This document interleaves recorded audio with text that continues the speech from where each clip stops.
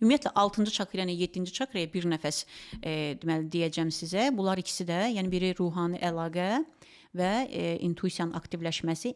Eyni nəfəsi işləyə bilərik. Ən gözəl nəfəs.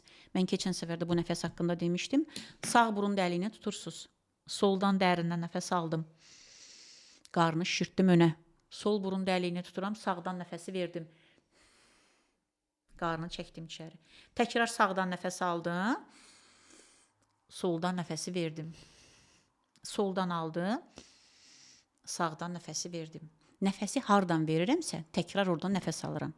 Və hardan verirəmsə, oradan nəfəsi alıram və mütləq şəkildə fikir yadımda saxlayıram, fikir verirəm qarnıma. Yəni qarnı yaddan çıxartmaq olmaz. Nəfəs alanda qarnım önə doğru genişlənir, nəfəsi verəndə qarnı içəriyə doğru çəkirəm. 5-10 dəqiqə bu texnikanı yerinə yetirə bilərsiniz.